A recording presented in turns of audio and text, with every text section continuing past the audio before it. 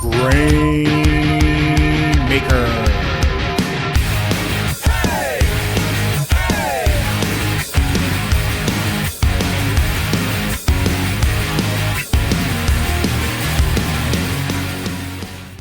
Welcome, everyone, to the Grainmaker Wrestling Podcast, a Prairie Proud wrestling podcast covering everything from Winnipeg to worldwide. My name is Blair Pacheco. You know what? At this point, I could almost call this a West Coast podcast because it seems like I'm having an influx of guests from the West Coast. And I got to say, I absolutely love it. I love the scene out in the West Coast. Pacific NorthWest has been crushing it. And my guest today has been on an absolute tear.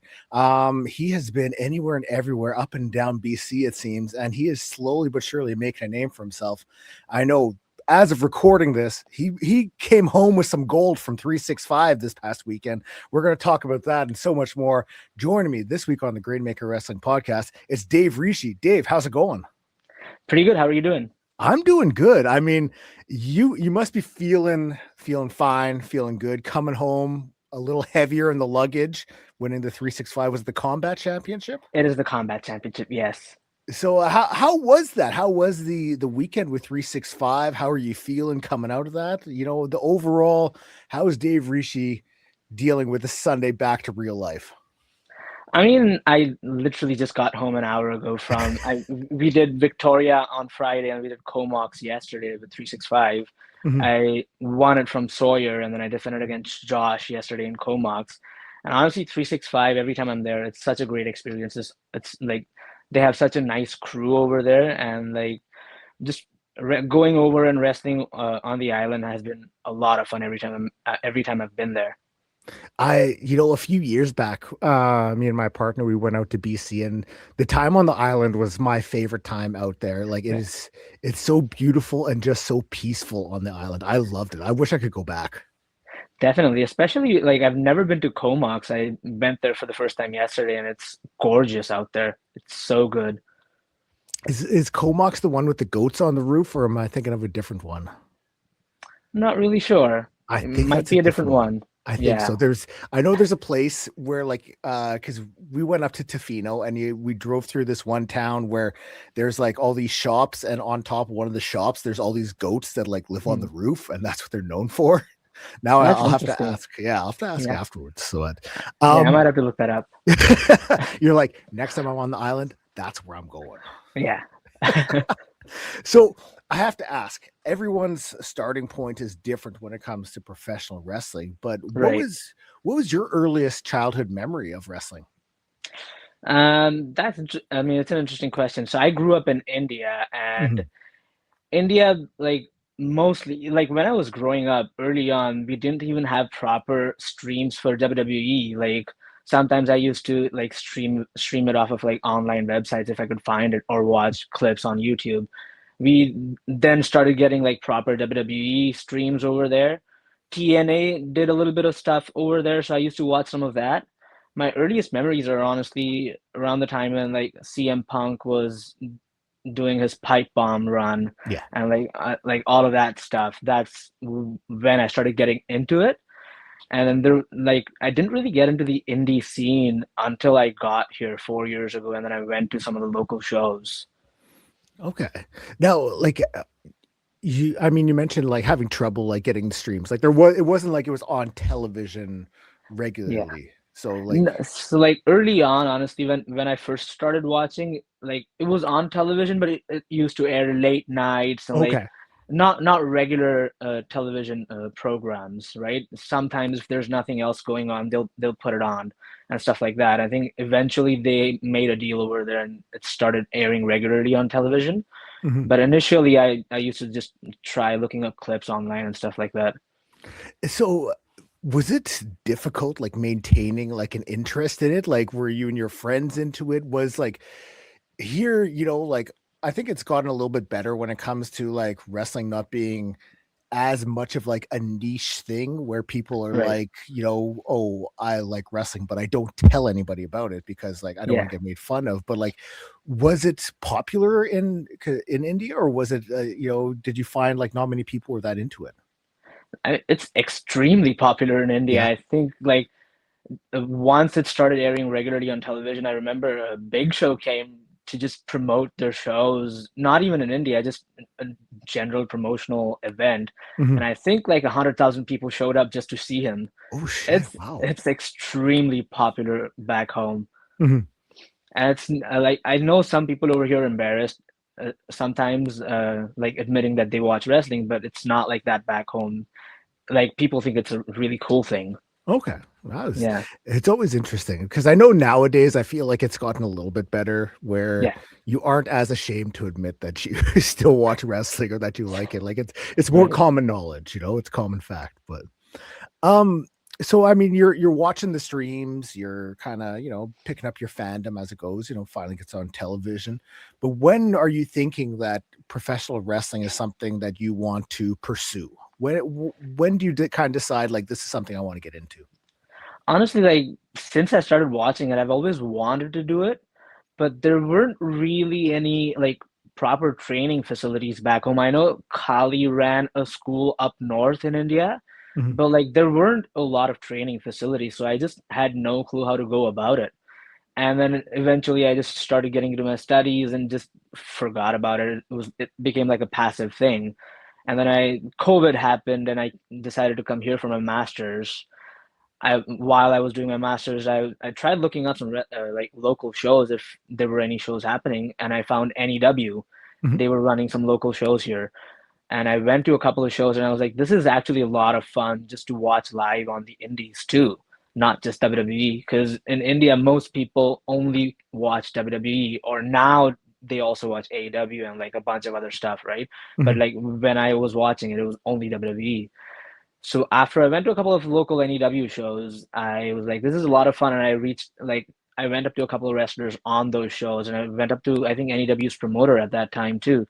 And I was like, hey, are there any training facilities locally? And they got me in touch with Lions Gate. And next thing you know, you're knocking on Lions Gate's door and you're like, hey, I'm ready for this. Yeah. I mean, so the wrestler I spoke to, I forget who it was, but they asked me to text Lionsgate on Instagram. So I texted them a couple of times. I didn't really get a response, and then I sent them an email. So I think then I got a response saying we will do a tryout in a couple months, and we will reach out to you. Mhm. And I kind of forgot about it after that, and then I suddenly got an email saying, "Hey, there's a tryout happening in a couple of weeks." And I'm like, "Oh, I haven't really been doing anything to get in shape for this." So how were you feeling heading into the tryout? Like, because I mean, it's kind of out of your mind, You've Yeah. gone on, you started doing other things, but like, what was it like stepping into the door for the first time? It was intimidating for sure. Like when I got there, it was very intimidating because there's other people like Tommy Chan was a part of my tryout, and he's doing all these crazy flips, Mhm. and I'm looking at him. I'm like, I don't think I'm cut out to do this. I like, so it was a humbling experience, but then I got through it. I made it through, and then I mean, we're here now. Was there anything that surprised you about yourself when you started the training after you were into it for a little bit? Oh, 100%. Like when I first started, I think even the coaches will admit I was not good. Like I used to play a bunch of cricket and stuff like that, but I didn't really do like anything athletic. Mhm. I was never did flips and stuff like that. So I really struggled to get through even some of the basic things that we do in training initially. But I think the one thing I've learned is if you just keep doing it enough times, just keep going and don't stop, I think eventually you'll catch up and you'll just be able to do it. Just don't give up, honestly. I have to ask, cricket. Like there's people nearby where we live that play like all the time, and I'm always enthralled by it. Like Right. it seems like such a fun thing to try out, but I'm like always too scared to be like, hey, can I step in I here? Like, I think I think you should just go and ask them. They yeah, will be the happiest people to involve you, dude. Like okay. anytime anybody asks me about cricket, I'm like, yes, please, let's ask me whatever you want. Like I want people to know more about it because it's very popular back home, but here Mhm. not so much. Like I was talking to Elliot a few days ago too about it, and I'm like, I need to get y'all into cricket because I need people to watch it with. It looks like so much fun because even there was a delivery driver at work. He stopped in and I'm unloading the truck and he's watching a game on his phone and I'm like, Yeah, what's going on here? And he's like, it's a big game. I was like, oh, yeah, yeah. I need to know about this. Like I'm into it. There was a World Cup recently.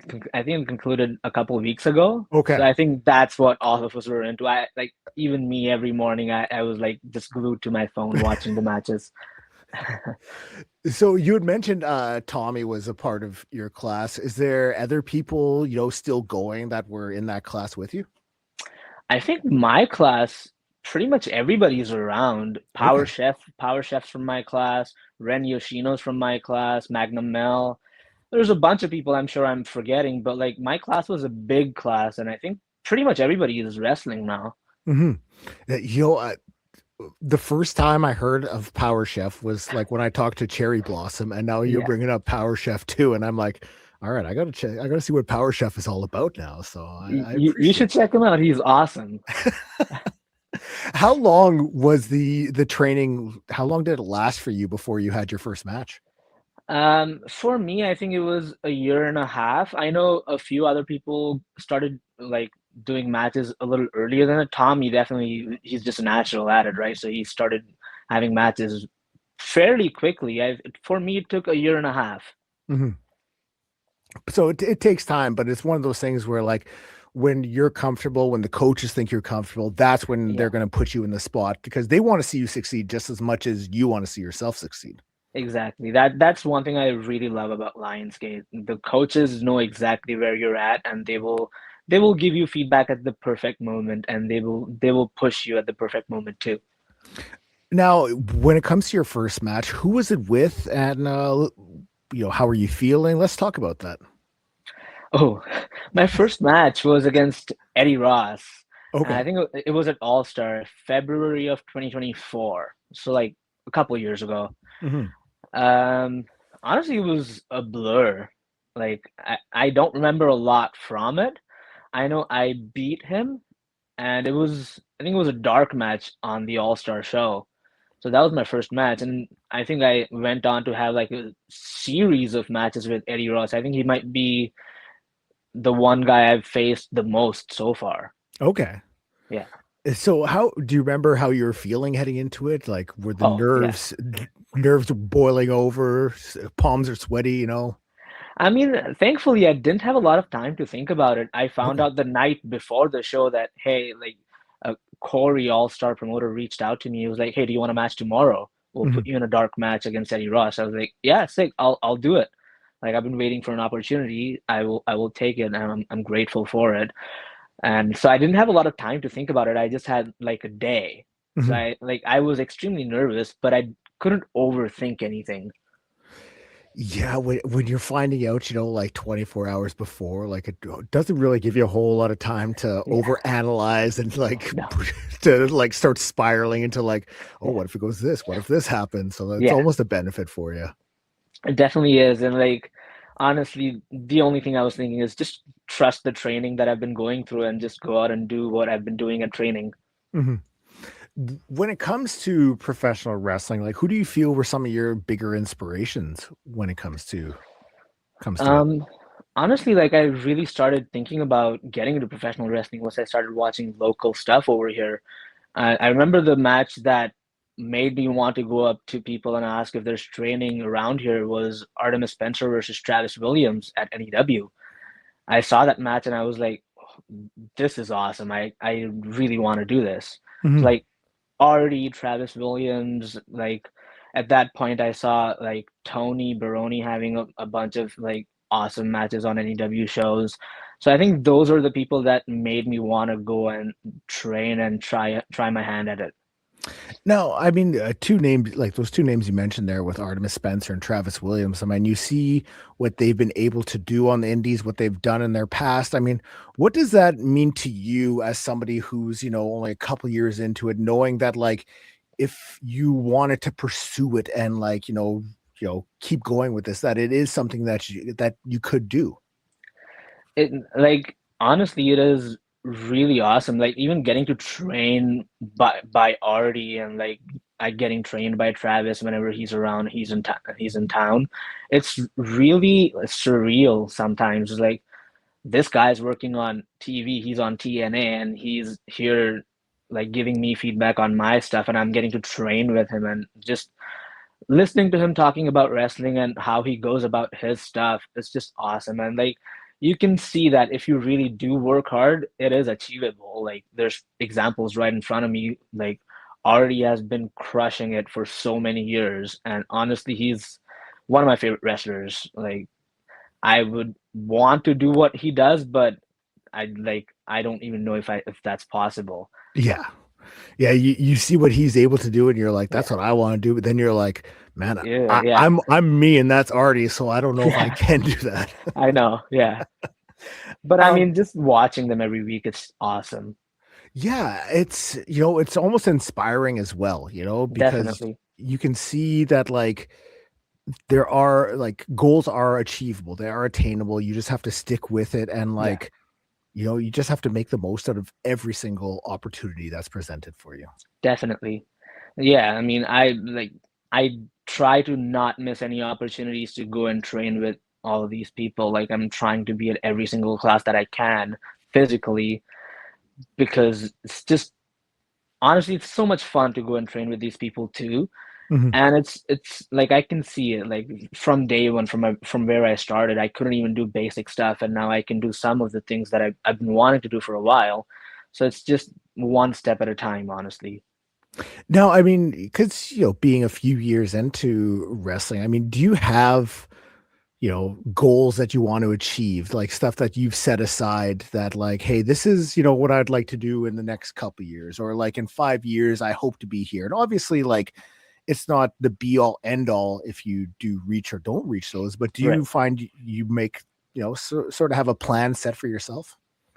Um, yeah, I kind of do and I also don't. Like I said, I like to take it one step at a time. Hmm. So like I like to set like short-term goals for sure. Like I've done a bunch of local stuff now. I really want to start getting out of here and also going to other promotions like out east in Ontario, like the C4. I would absolutely love to go and perform there. Yeah. There's so many awesome promotions like all over Canada. Uh, there's a new promotion that opened up in India that I would absolutely go back and want to perform for. WXM, I think it is the name. Hmm. So like I now that I've done a bunch of local stuff, my next like the next year or two, I want to focus on trying to get out there as much as possible and trying to have more experiences with like different promotions, different types of wrestlers, and just try and improve constantly. Like I said, one step at a time. Hmm. Now I want to ask because I had brought it up. We talked about it a little bit beforehand before we started recording, and when this interview all came together, it was on the help of one Elliot Tyler and Casey Ferreira, who was like, "You have to talk to Dave Rishi. Like Right. you got to talk to this guy." And they had told me a little bit of stuff, and I have to ask how because before you moved here, like you were involved with movies and editing and stuff over in India. And I want to ask how that all came to be. Like, how did you get involved with that? So I mean, I've always wanted to do something creative. Like I've always wanted to be in a creative field. Hmm. Now, like I said, wrestling, I wanted to do it, but that kind of started becoming like a passive goal of mine because there's no training facilities or there's no direction that I can go in where I was living in my city. So I was like, you know what? I really enjoy films. I want to kind of just try my hand at it. So I did a bachelor's in mass media and I just started doing some like short film festivals and stuff like that. And that's where it started. And eventually I started working for some production houses and started doing assistant direction jobs and just editing stuff for them. So it's honestly, I just like creating stuff. Hmm. Have you noticed any, sort of like bleed over from the creativity that you sort of had with that, with your professional wrestling career that you've started? I mean, the creative process of like how you portray yourself and how you portray your character is kind of similar, but again, with films and with behind the camera and like even doing stuff in front of the camera, there's 100 retakes if you want. Hmm. Wrestling, there's no retakes. There's one take, and you better nail it or you don't, right? Hmm. So I think there's a huge difference. I used to do a bit of theater back home, just like at like local competition level stuff, and that's way more similar to wrestling because there's no double takes. No. You better nail it the first time, which is why you better make sure you train hard and you practice your stuff. Otherwise, you're not gonna be satisfied with the results that you get. Have obviously, I mean, your primary goal is wrestling, but has Right. your history kind of, led you to think that maybe when it's said and done, when you're done, you've achieved everything you've wanted to with wrestling, when you're ready to move on, that maybe the editing and video aspect of professional wrestling, does that is that anything that interests you at all? Honestly, I haven't really thought about that. Like, I've never done like live event production stuff. Okay. And like, I feel like if I'm around wrestling, I would really just want to be a wrestler. Yeah. And being around wrestling and not being able to be in the ring would bug me a lot. So That's fair. I think I would, if I'm doing something around wrestling, wrestling is what I want to do. I don't want to like, I might start enjoying it later on. You never know. Mhm. But for now, I feel like it would bug me to be around wrestling and not be in the ring. 100%. Yeah, I get that. Now I want to ask, I mean, like, matches that, stand out to yourself that you are, proud of, or maybe, moments that you've been in. I mean, you've been going strong for 2 years. So Right. what matches have you been a part of that really stand out to yourself? There's a few, honestly. If I can't really pick one, there's my third match ever was a Survivor Series match for NEW, Mhm. which I almost so everybody on my team got eliminated, and there's still five people on the other team left, and I almost went through everybody until I got eliminated last. Which that is on, and that's at the Commodore Ballroom too, which is a huge moment. Me doing that in my third match ever, I was absolutely nervous. But again, even for this one, I had absolutely no time to think about it. I found out a few hours before I was supposed to be in that match. Oh, Because I wow. think it was supposed to be somebody else, but they got hurt, and I was Mhm. around, and I got put into the match. So that's definitely one of the moments where, like, it gave me some validation as to like, okay, whatever time I've been putting into training, whatever effort I've been putting into training is actually worth it, and it's coming to fruition, and I can actually do some stuff and perform in front of a live crowd. Another one that I can like really impacted me was having a singles match against Tony Baroni for Boom Pro Wrestling. Mhm. And like, because by that point, I've been having some singles matches here and there, and I've been having a lot of like different tag matches and random tag stuff, and a lot of matches in general. But that match really like made me believe in myself that okay, I can do this. Mhm. Maybe I can if I train harder, maybe I can be a better singles guy too. Like singles wrestling is what I enjoy the most, Mhm. and like that match against Tony definitely made me believe in myself a lot more. Mhm. Yeah, those are two, like, obviously, what NEW has done, what Boom Pro has done. I mean, I love the fact that with NEW, there was enough trust in yourself that, like, you were going to be a replacement, but they didn't change the structure of how the match was going to go. It was still going to be like, hey, you're going to be the last guy, because it would have been easy for them to readjust who's going to be the last person. So I think that's a big testament to the work that you've put in it yourself as a wrestler, that like, hey, you were stepping in there and like, hey, we know that Dave's got this. We don't have to worry. That's some Right. huge props right there. Yeah, I think, and like honestly, I owe a bunch of that to all of my coaches. I think they're the ones who just kept pushing me and kept like making me believe in myself. Like, hey, you've been training for a bit. You know what you're doing. Just go out there and do what you do at training. Mhm. One thing I noticed about wrestling out in BC is that, like, it seems like it's just constantly this next generation keeps coming through the training, and it's like, just a bunch of like killers coming out every time, where that they're going to step into the ring and like, yeah, they're going to just put on these banger matches. So you kind of talked a little bit about the group you came up with, Right. Tommy and Ren and Magna Mel and all these people. So like, you guys have been doing it for a couple of years. How do you feel personally knowing that, like, okay, like you're doing your thing, but you kind of have to keep your eyes going, knowing that like there's hungrier guys coming right after you as well? Yeah, I mean, honestly, everybody's working as hard as they Mhm. possibly can, right? So, like, yes, there's competition, definitely, but honestly, I don't look at it like that. It's teamwork, right? Every time I'm at class, we're all working together to improve. Like, we're all giving each other feedback. We're all a team. That's how Yeah. I like to look at it.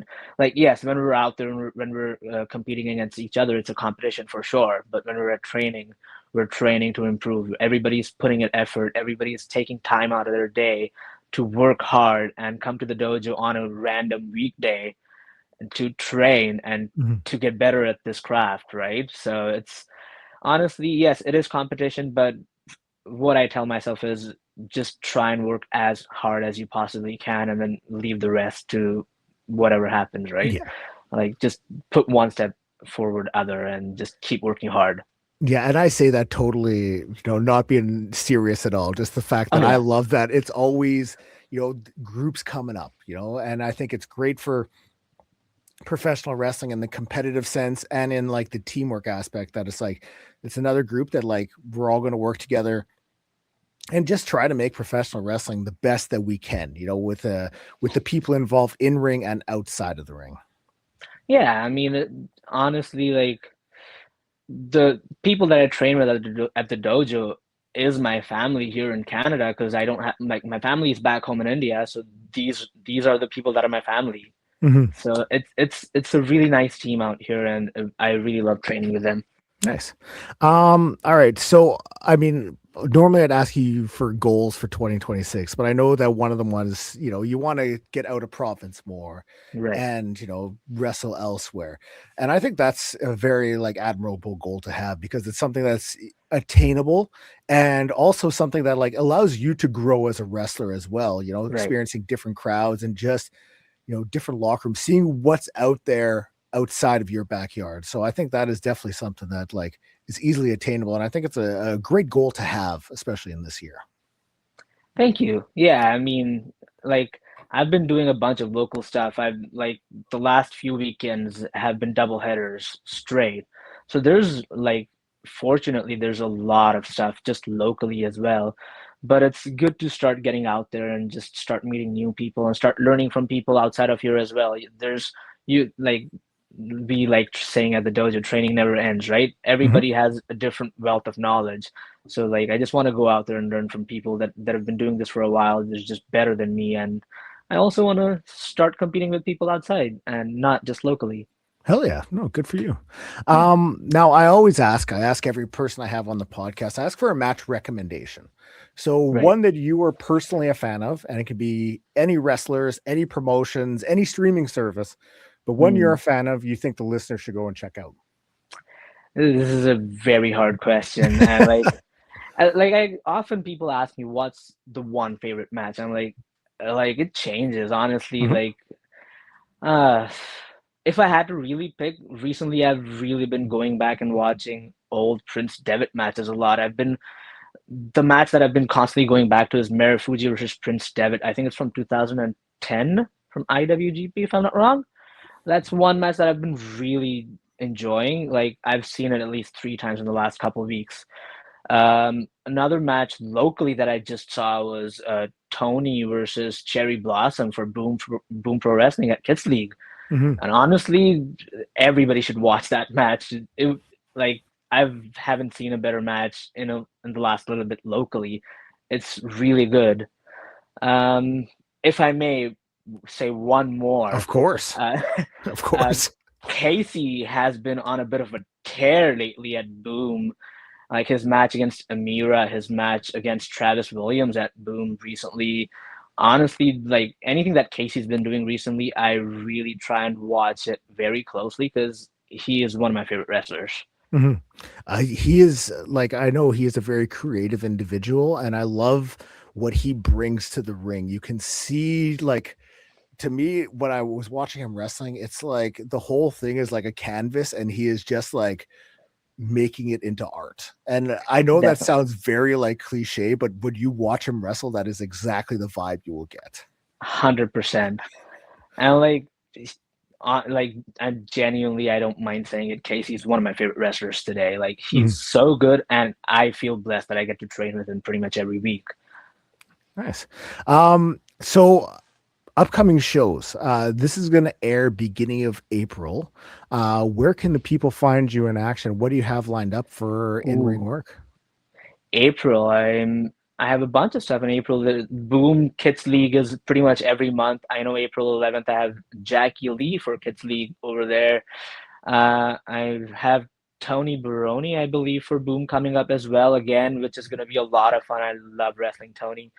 I know I have a few other. I have Dust Pro coming up in May. There's a bunch of Dust shows coming up as well. So honestly, a lot of local shows. There's NEW happening every month as well. I don't think they've announced the April date yet, but I'm pretty sure I'll be doing NEW as well. So yeah, for now, I think only Boom has been announced for April. Okay, sounds good. For social media, if people want to shoot you a follow, if they want to, keep up to date on what's going on, or because I know you repost where you're going to be, where can they find you online? I mostly use Instagram, to be honest, but you can find me on Instagram and X at Dave Rishi PW. Perfect. No, Dave, thank you so much for joining me today. I really appreciate it. No worries. Thank you so much. It's been a pleasure.